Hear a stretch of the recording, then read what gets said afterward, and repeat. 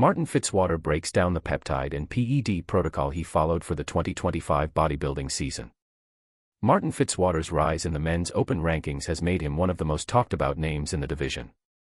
In a recent YouTube video from November 16, 2025, he broke down the performance-enhancing drugs he used throughout his last bodybuilding season. After making his debut with a fourth-place finish at Mr. Olympia 2024, Fitzwater was on everyone's radar. Although he missed his peak and took third place at Pittsburgh Pro 2025, he corrected those mistakes in his next outing. When he returned to Vegas for the Olympia, the Martian proved his first performance was no fluke and earned a fifth-place finish. After the event, Fitzwater immediately set his sights on qualifying for the Olympia. As the reigning champion, he eliminated Samson Dauda at the Prague Pro, showcasing his toughest and most conditioned physique to date. Having defeated a former Mr. Olympia champion, Fitzwater is looking ahead to another big year in the sport. Martin Fitzwater discusses the peptides and steroids that helped him win the Prague Pro 2025. In the video, Fitzwater discussed the PEDs he used throughout the season. He admitted that the BPC 157 and TB 500 peptides were crucial, allowing him to train intensely without worrying about his injured shoulder.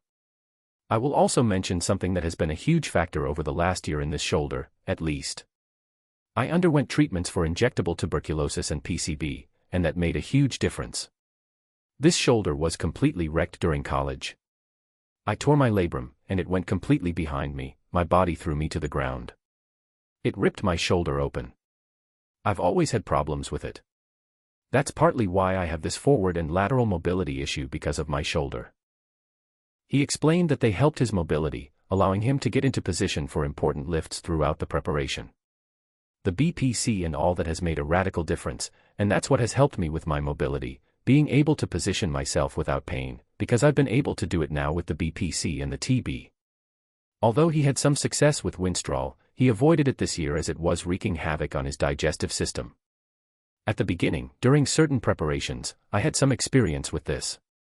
If I took more than 25 milligrams of Winstrol, I instantly had problems like that, digestion. Even at the point where I'd poop, you could almost smell the Winstrol/chemical because, I'll be honest, if anything ever shows up on my blood tests, it's my liver. That's it, he said. That's kind of why we abused glutamine, if you will. He used parabolin instead of trenbolone, to which he attributes minimal side effects. Actually, I used parabolin for this prep instead of tren. So I did that and then, he shared. I think it's honestly the best I've ever felt with a tren molecule.